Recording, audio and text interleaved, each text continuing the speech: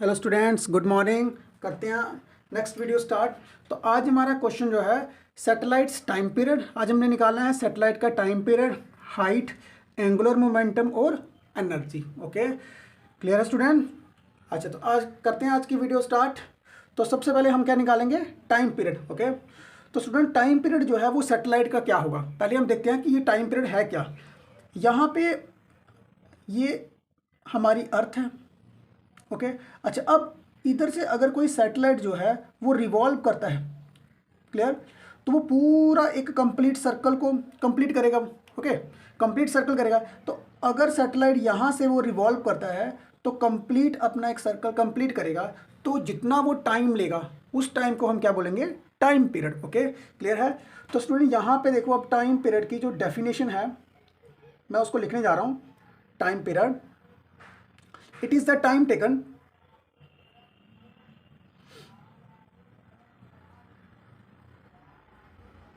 it's time taken by a satellite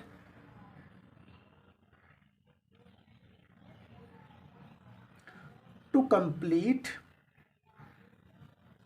one oscillations, to complete one revolutions। Revolution का meaning है कि जब एक बॉडी जो है किसी के अराउंड में सर्कुलर ऑर्बिट में एक पूरा कंप्लीट कंप्लीट जो चक्कर लगाए उसे हम क्या बोलेंगे? रेवोल्यूशंस। ओके, क्लियर है? To complete one revolution around the earth, around the earth. Okay, यहां तक क्लियर है student? Time period is defined as it is the time taken by a satellite to complete one revolution around the earth. Okay, तो इसको हम denote किससे करेंगे? It is denoted by T. Okay, तो सुनिए, अब हमने यहां से टी टाइम पीरियड निकालना है, तो सबसे पहले हम ना एक सिंपल फॉर्मूले के ऊपर चलते हैं कि वेलोसिटी किसके बराबर होती है? Distance upon time. ओके, अब यहां से हम टाइम निकालते हैं जी। तो यहां से देखो, टाइम को इस साइड ले जाओ और डिस्प्लेसमेंट अपॉन वेलोसिटी। ओके, अब सिंपली क्या करना है, ये डिस्प्लेसमेंट क्या है कि एक सैटेलाइट ने पूरा चक्कर लगाया, ओके, कंप्लीट वन रेवोल्यूशन। तो यहां पे आ गया आपके पास distance covered,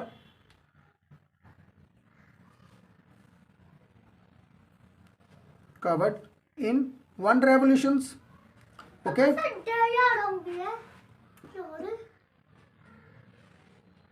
one revolutions upon, अब ये सिंपल भी वेलोसिटी है तो यहां पे हमने क्या करना है? ऑर्बिटल वेलोसिटी लिख देना है। ओके, तो ऑर्बिटल वेलोसिटी,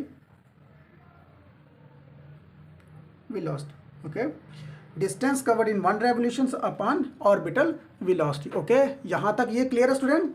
ओके, अब हम सिंपल क्या है, यहां पे देखो, अब t is equal to distance. तो डिस्टेंस क्या है आपका? सर्कल का, means circumference of a circle.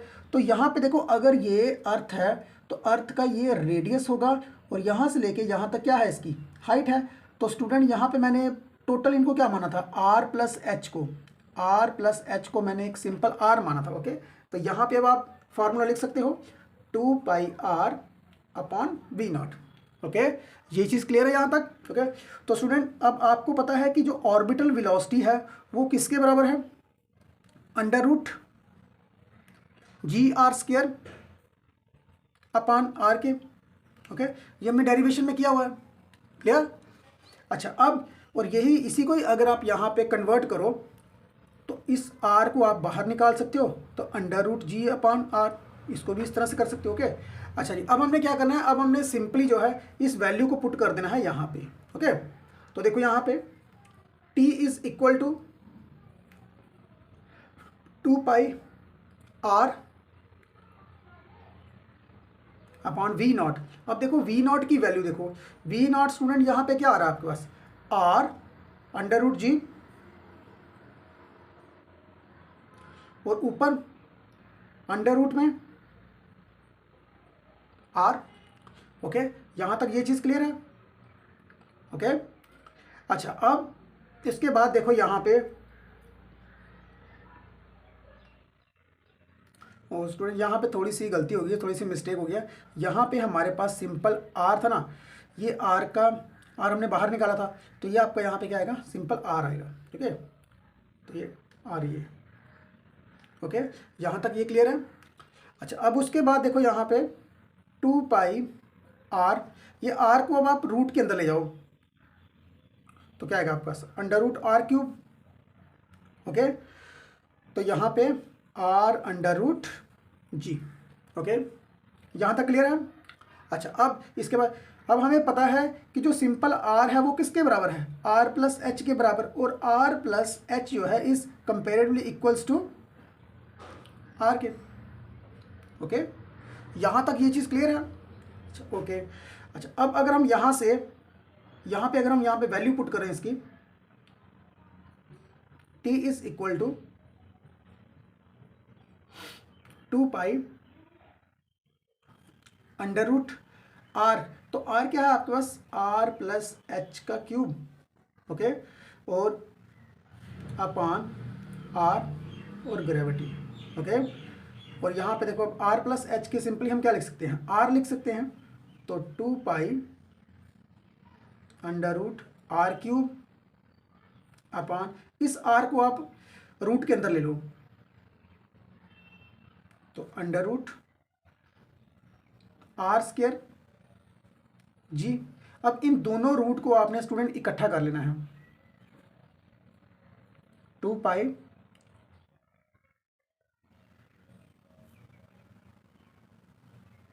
Are cube upon r square g. Okay, तो यहाँ से आपके पास ये क्यूब पट जाएगा और आपके आएगा 2 pi under root r upon g. Okay, तो यहाँ पे स्टूडेंट आपके पास एक टाइम पीरियड का फॉर्मूला आ गया है, T is equal to 2 pi under root r upon g. यह आ गया आपके पास time period of a satellite.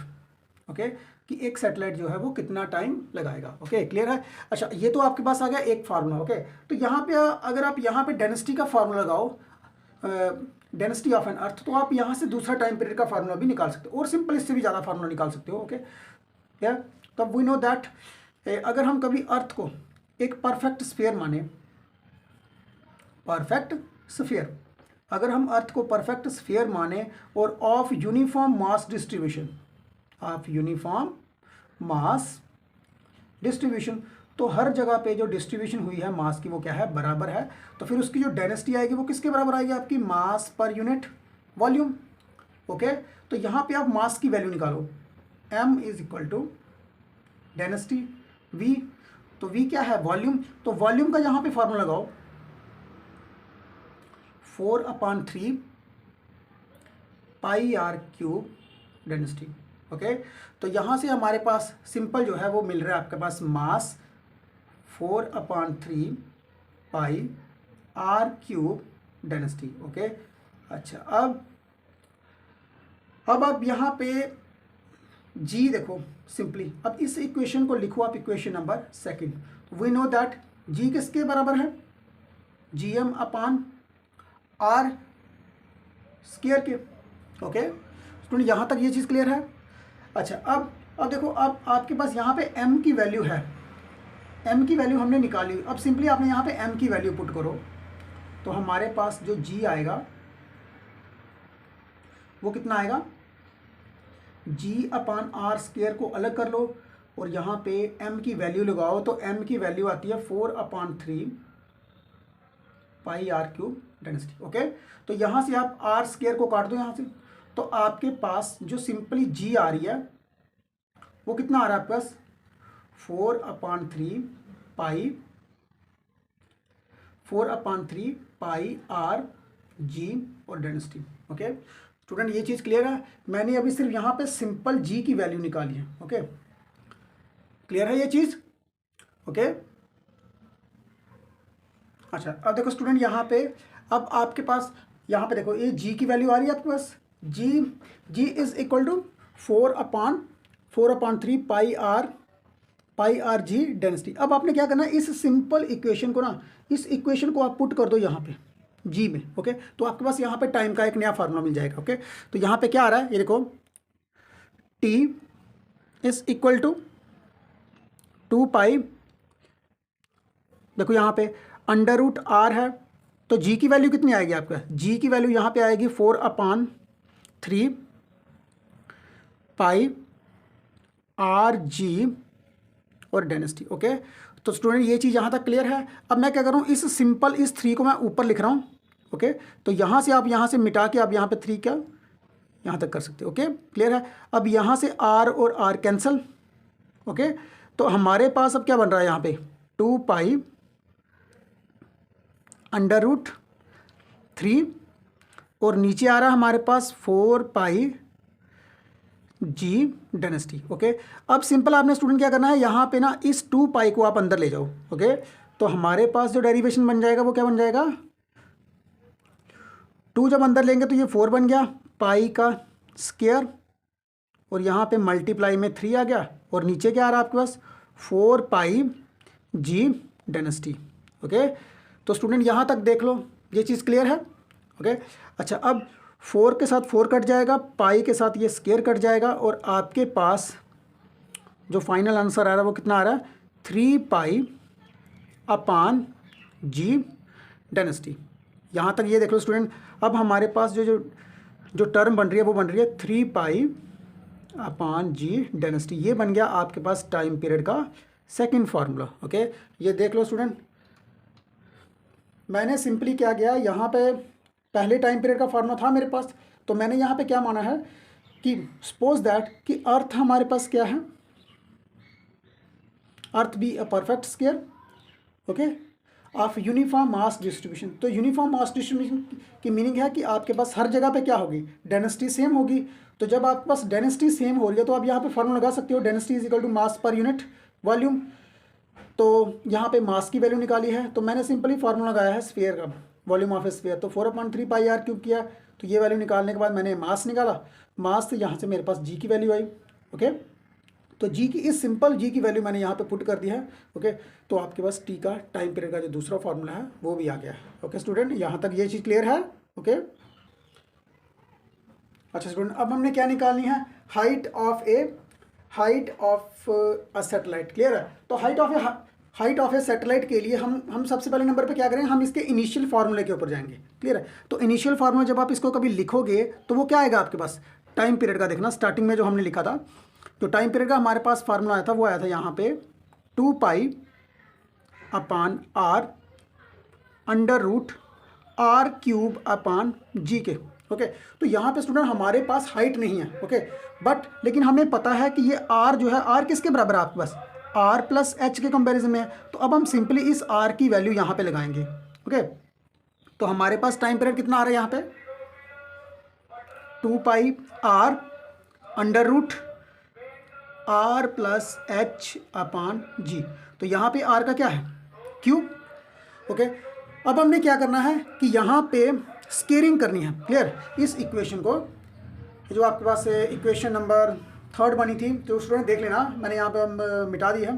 तो मान लो अगर हमारे पास यहाँ पे इक्वेशन नंबर 3 है, तो हम क्या करेंगे, इसको स्केयरिंग करेंगे, squaring both side. We get question student थोड़ा सा लेंथी है। ओके, तो यहाँ पे जब आप इसकी स्केयरिंग करोगे तो हमारे पास क्या आएगा, टी का स्केयर।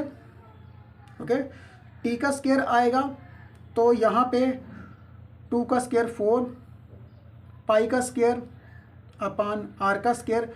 तो यहाँ से आपका अंडर रूट कट जाएगा। तो जब आप स्टूडेंट सॉरी, तो जैसे यहाँ पे आपका अंडर रूट कट जाएगा तो आपके पास यहाँ पे वैल्यू आ रही है are plus H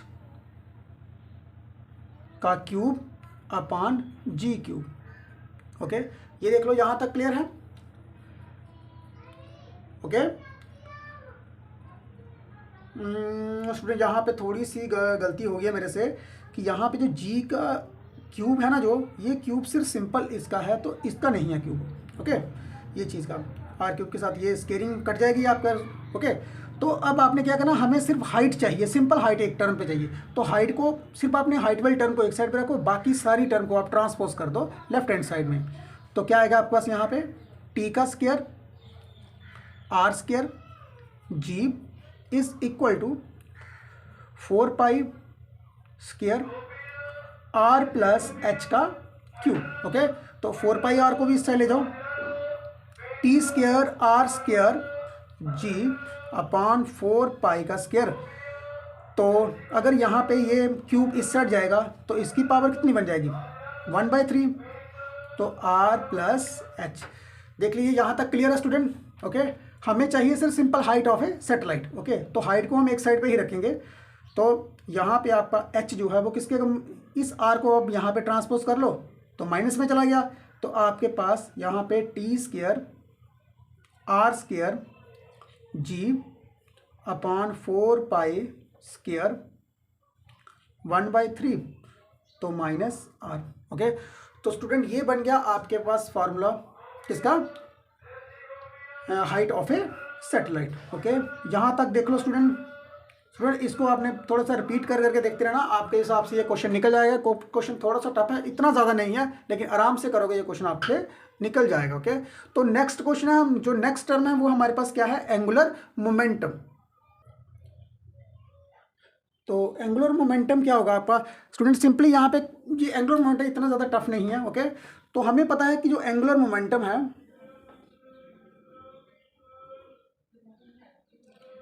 angular momentum of a satellite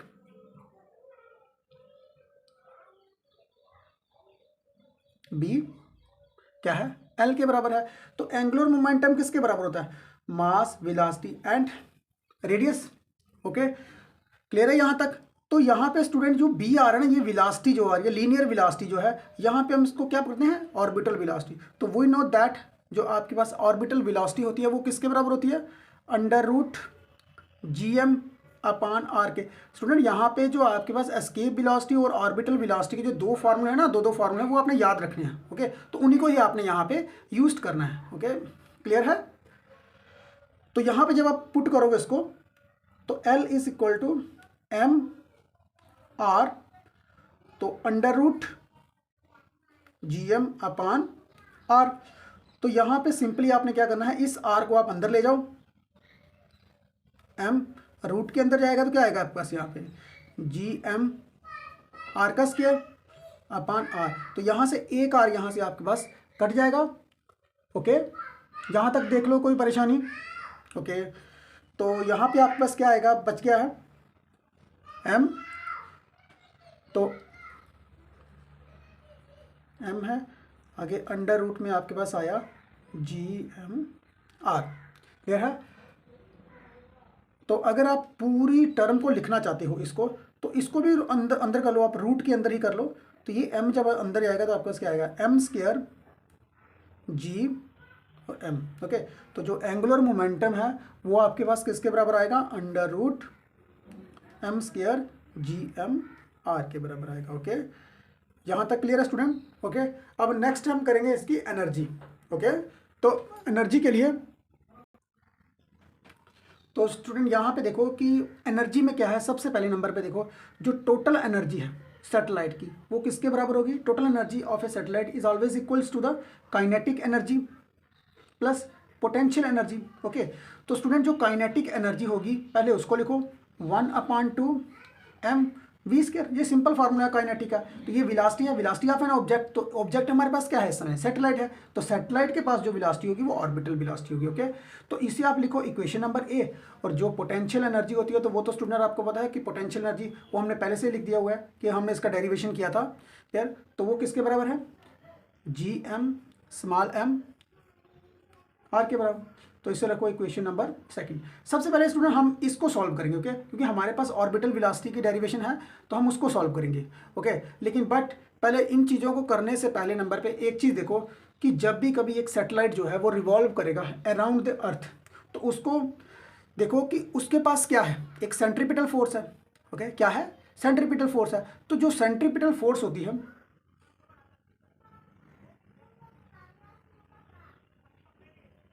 जो सेंट्रीपिटल फोर्स होगी वो किसके बराबर होगी, आप ग्रेविटेशनल फोर्स के बराबर है, ग्रेविटेशनल फोर्स। ओके, ये चीज़ क्लियर है। अच्छा, अब अगर हम कभी लिखते हैं सेंट्रीपिटल फोर्स, तो सेंट्रीपिटल फोर्स का क्या फार्मूला है, mv0 square upon r is equal to gravitational force. तो ग्रेविटेशनल फोर्स हमारा क्या आएगा, simple g mass of earth, mass of satellite upon the distance between them. Okay, तो डिस्टेंस बिटवीन देम जो है वो यहाँ पे क्या आएगा, r का स्क्वायर। ओके। अच्छा अब देखो स्टूडेंट, यहाँ पे मैंने आर का स्केयर रखा हुआ है, क्यों? क्योंकि मुझे पता है कि यहाँ पे जो मेरा आर है, जो आर होगा वो कितना है आपके पास, आर प्लस एच है। तो अगर कभी हम इसको लिखेंगे आर को, तो ये आर प्लस एच जो है वो कंपेरेटिवली इक्वल टू किसके बराबर हो जाएगा, आपका रेडियस ऑफ द अर्थ के बराबर हो जाएगा।